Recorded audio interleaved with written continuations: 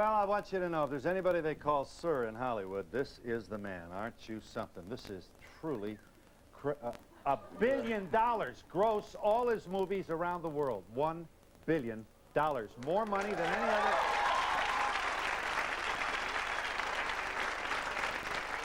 And who's got it? yeah, where is it?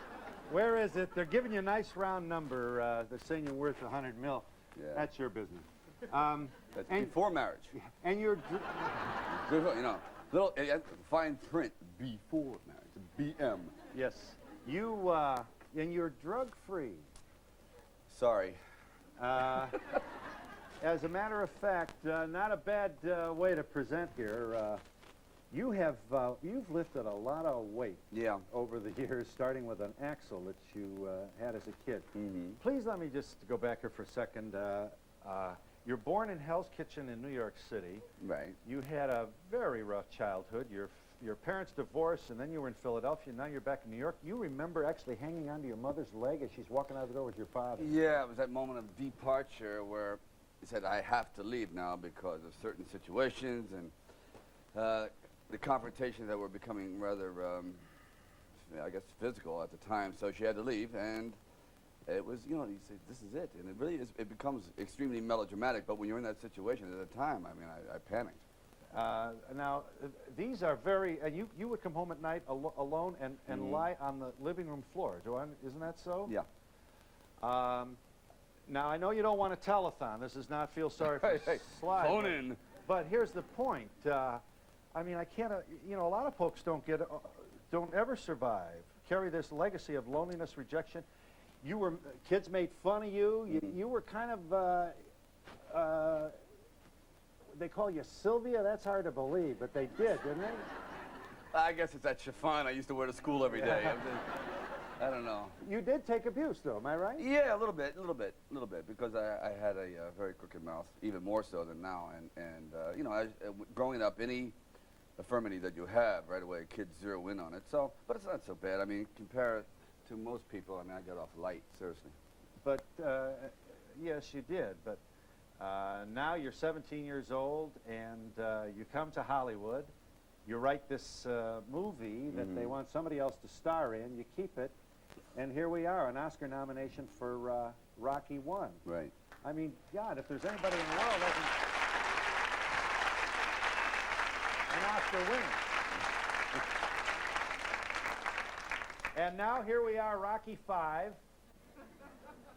Yeah. Sold $1 billion worth of tickets around the world. You can't walk down the street anywhere in Europe or Asia. You're in France, and the people are crushing your cars. That's so earlier this year. Yeah, that's true. You saw a guy get his head slammed against the hood. That was bad. Yes, in Italy. Yes, really. He jumped in the back of a car, and the car sped away, and he fell off, and he got terribly hurt. And you got out of the car, and you said, well, wait a minute, I'll let them see me so they don't get nuts. Exactly right. And it got worse? Mm-hmm. Right. Don't worry, I'll handle everything. It's like, excuse me, like footprints on my face. I was like removing sneakers from my ears. No, it was not a smart idea, no. But what happened in the south of France, because I didn't, you know, you tend to lose perspective. America is, I think, a lot more subdued in many ways to films. I think, in a sense, maybe even more sophisticated. They're bombarded by media, much more so than in Europe. I mean, there's many television shows change constantly, and we're much more sophisticated in media. In other words, we are not as celebrity worshipping as we used to be. No way. Not even close. I see. So Clark Gable's had his day, and good for him. But there's nobody like that here. Is this your point? Well, it's not that there's someone not like that here, but you get to see them a lot more on television. For example, let's take Pete Rose. Pete Rose 50 years ago would have been a god, like Babe Ruth. But the reason Babe Ruth is held in such reverence, let's say, even though both men broke records, and though Pete Rose, of course, had, but the problems that he had, that aside, I'm just talking about his achievements. The fact that you couldn't see someone all the time and you had to rely on the written word and read about him built a legacy, built a legend. You had to use your imagination. Today, I mean, you turn on any Entertainment Tonight, you see everybody every day. You turn on CNN, they're every day. Yeah. So after a while, you build up, not an imperviousness to it, but you say, okay, fine. It isn't as though, oh my God. But like a guy like Elvis, for example, who you'd never see, if he came out there, it would be a total riot. total riot. Michael Jackson has that problem today. Yeah, exactly. So then in Europe, then there's a greater reverence and awe for this Exactly for the cinematic right. figure, Much as more. we might say. Yeah. Well, this leads up to the obvious question: will you ever fall in love again? Well, what time is it? Geez. Love connection. Sure. You don't mean this, sure. Sure, of course. I mean, love is where it's at. You Well, know? that's not love. No, it is the truth. When you think about it, every other emotion, you know, every other emotion is almost counterproductive. You talk about envy and greed and jealousy and covetousness and so on and so forth. Then when you get down to it, love. That's the only good one, you know what I mean? The rest is like, you got problems. There's like a hidden agenda. Love is the only pure form of elation in the world. I mean, that's it. That's what life is all about. That's what we come in loved and we hopefully go out loved. That's it. In between, we have a lot of problems, as we know. Yes. The recent interviews that you, and I'll tell you what, they're never going to accuse you of ducking media. You're out there. Yeah. I don't know who's taken more hits. I mean, while it may be true, you have probably more than your share than any one man ought to have of adulation. Boy, you have taken your hits.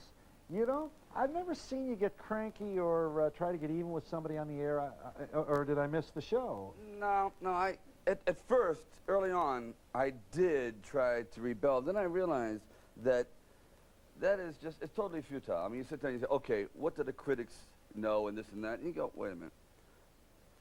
So you have a momentary outburst. The repercussions from that only actually put you in a bad light. They have their job, they do it, and you know, you have to take it and go on. Now, that's all part of the game. It's like, for example, you see these sharks swimming around, they have like 9 fish hanging off their belly. They can't get rid of them. You just accept it, okay? Mm-hmm. It's all part of it. It's symbiotic. One feeds off the next, okay? Yes. I mean, you can't help it. Sorry, I didn't mean that, you know, like, I'm just talking about how things are coupled together, whether they want to be or not. Yeah. And so I've decided just not to take shots at it. Plus, I really do go through life trying to look at all the whimsy. I really do. I look at it in a satirical eye, in a comical eye. Yeah, but you don't sleep well. Someone keeps kicking me. No, I don't. Really, I don't. I guess I have a guilty conscience. I mean, something. But you can't. After this childhood and these divorces and moving to Philadelphia and do you love me, Ma? And yeah, I love you, but you can't live with me, and back and forth. Have you had therapy ever? No, but let's start. I have this martyr complex. No, actually, it's not such a silly question. No. I tried it a couple times, but most of the doctors are so whacked out of their skull. I mean, I couldn't. It really nuts. I said, no, really. I said, basically, what it is you say you have problems. Everybody's got problems. So by the time you're supposed to get one set of problems, like, let's say, my parents hate me. So you go there for 6 years, and finally goes, no, they love you. They love you. You got it? They love you. So you get up. I'm cured. They love me. You go home, ring, ring, ring. Hello? Hello, Marvin? You suck. Yeah. It's over. You're back. You know what I mean? The therapy out the window. You know what I mean? It just backlash. So it is, you have to constantly be readjusting your philosophies, I think, to say, okay, yeah, I have problems. I have problems with my parents or my loved one, this and that, and you try to rationalize it. You don't try to cure it because it just doesn't go away. I mean, it really is. That's what life is all about. As soon as you get it under control, it's going to get you under control. That's nature. Everything is constantly in metamorphosis. You know that. There is no constant happiness. Nothing is totally happy. Even rocks change. Yeah. So you have to be aware of it. It's true. Everything's in metamorphosis. But there have been times in your life when you've been happier than others. Let me tell you what I read. Wait a minute. If we want to see you self-destructing, literally as a human being, as a person, forget the character. If we want to see you self-destructing on the screen, see Rambo 3. Oh. The Big Bang Theory. Jeez. Well, but this was right. Wow. Brigitte Nielsen, and that happened, and you go to Israel, I think, to film Rambo 3. Yeah. And you got under tanks and dropped your body into napalm. Is it so? I mean, did you? I mean, were you on a kind of Well, self-destruct? The whole world is looking. Well, I knew I had a problem when I tried to brush my teeth with a chainsaw, you know. Gargle with Drano and things like that. I knew I was going off the deep end. Yeah, I was not in a good frame of mind then, so when I did that film, it was not exactly the right film to do at that moment. So whenever there was a stunt, I said, I do it. I volunteer. We need someone to jump into a, Right. a helicopter prop. I'll do it. Thank you very much. No problem. Scald yourself. I'll do it. So that, in a sense, was therapeutic, you see. It really did. By the time I was done with that film, I was very well burnt out. I mean, the fire had been extinguished. I didn't come back with any animosity. When I left, I was steaming. I mean, oh boy, I was hurting. Plus, because it was very humiliating. Everybody has their problems, and God knows love is a very strange emotion. It's the thing that can take you the highest and also bring you the lowest. It has that unique ability. But it's one thing to have your entire life appraised, criticized, impugned, dissected in front of the world, especially when we know how clever some reporters can be and tend to embellish a little bit. And I thought, and it wasn't just here. If you think it was bad here, it was 10 times worse in Europe, you know, because they really go for it in London and Fleet Street and whatever. So that got to me a little bit, and there's just no way out of it. So I just would take it upon myself. So I turned it inward. And it's manifested itself on the screen in Rambo 3. Well, now, so you're much better placed now than you were then, is the point. That's right. Oh, no, that's it. Now, let me ask you about something you must be a little bit tired about. Oh, I don't know what a guy has to do. But let me do it. Well, he's like one of these guys says, you know, I know you hate this, but can I have an autograph? This isn't bad. This isn't that bad. You've only sold $1 billion worth of tickets, and you still have to respond to the questions. But Sly, when are you going to take some risks? Well, that's not a bad question, and I think that's a valid question. What happened is I got caught up in a certain syndrome, the action genre, which I liked very much, and a lot of it was pioneered in First Blood. It was a whole different kind of fella, man. It was a Vietnam vet, whatever, and coming back, and it had never quite been seen before. So it just opened up a whole can of worms, and I got caught up in that and the Rocky thing, and it all seemed to find a big audience, and anything I would do outside of that met with disapproval. It's like, I like that, stay in that. And so I did. And then finally, when I turned 40, I said, you know, I'm going to start to change. And but I realized you couldn't just dramatically go from this to, say, doing Shakespeare. So I started out to go to Tango and Cash, in other words, using a partner. Started to have a little bit of comedy overtone. And then I'm doing a film with John Landis right now called Oscar, which is a full-on comedy. And then I'm working with John Hughes, another comedy in Chicago. So it's changing. How many films? You make a film every month, Hour. every year? Every hour. Every hour. We do 24 films a day. It's like the Turner Broadcasting Network here. Now you're going to also do another Rambo. Yes. Now let's talk just a moment about this. Well, I want to, because what happened is I made a mistake. The political situation changes like the way people change their clothes. And I decided not to do that anymore. I tried in Rambo 3 to deal with the Afghan situation, which is basically our Vietnam. That was Russia's Vietnam. But at that time, Gorbachev's wife came over, kissed Reagan, and blew my movie. You know, it was like, sorry, what I mean? It's like, forget it. You know, the war was over. I said, oh. So then I said, you know, I'd like to end the character on an up note, so I decided to try to take on a situation that really affects all of us and our children's children, which will be the environment. So I figured the Greenpeace situation, which is basically a war against nature criminals, crimes against nature, you might say, and that's what I'm going to take the fella.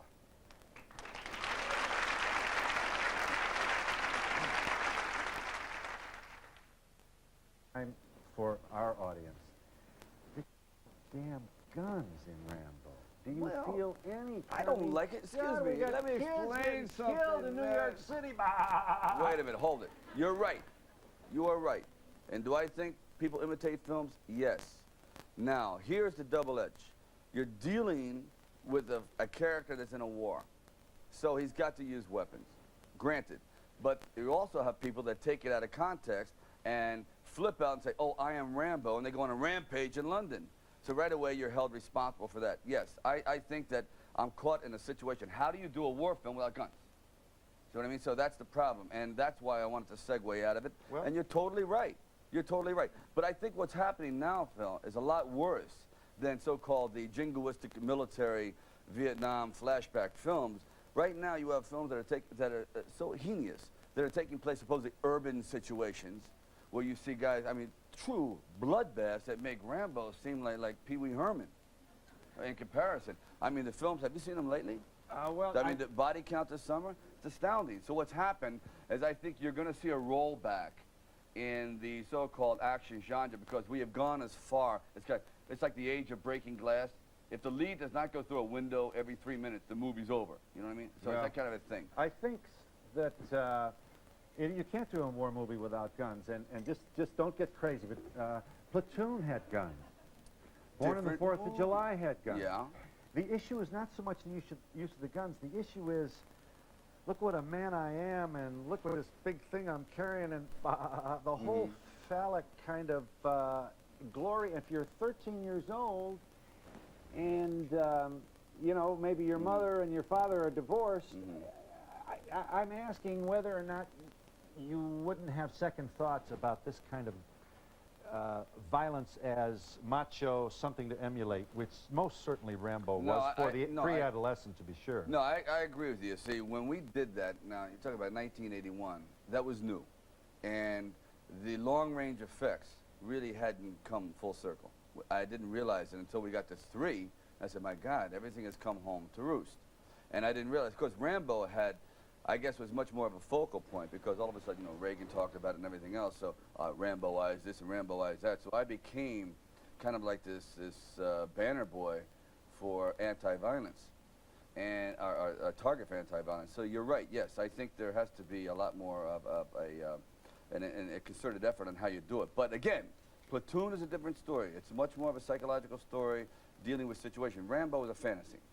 See what I mean? It was a fantasy. So it didn't hurt you that much when people would use Rambo to make the case for a military foreign policy, perhaps? Oh, yeah, I hated that. You didn't Oh, like you kidding? First of all, in politics, I find myself to be really, really down the middle. I think, you know, right, it seems like a beauty contest lately. It's like who really has nothing to, the best man does not win. That's the problem.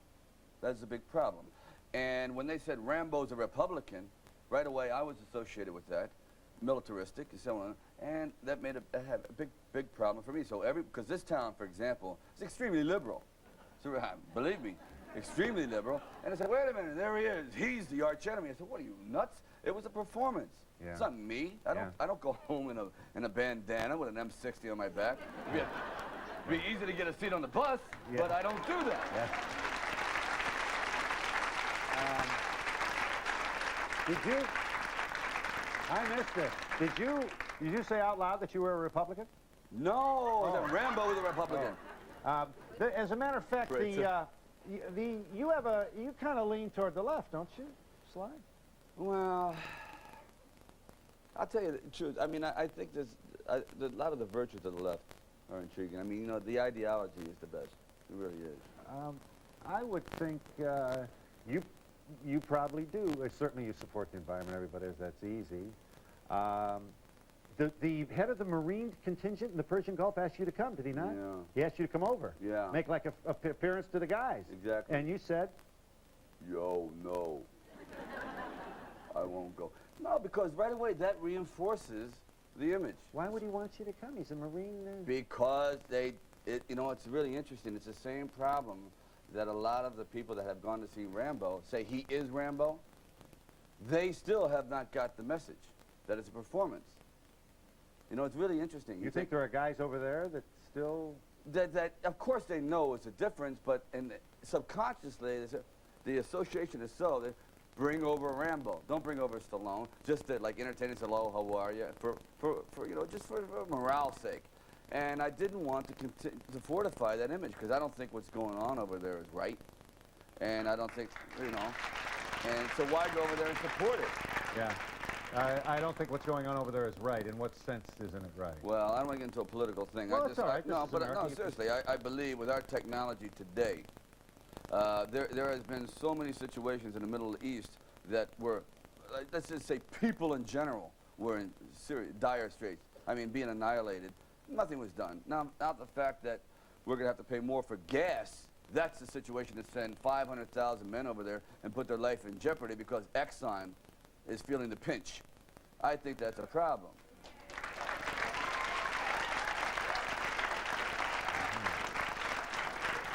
Go. You know, it's terrible. For example, those 10 boys that were just scalded to death in the boiler room, that wouldn't have happened. You see what I mean?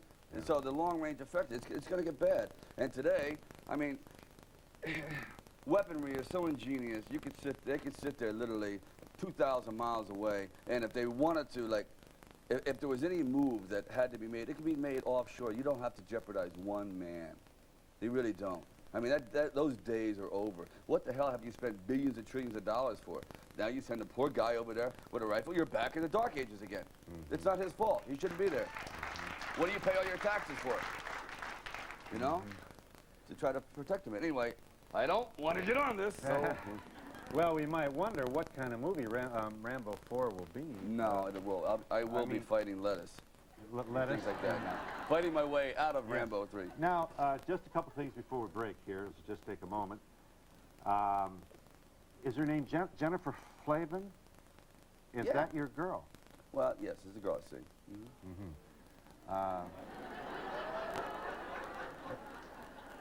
And Oh, don't get crazy now, you know. she's 21 years old. 2. Whoa!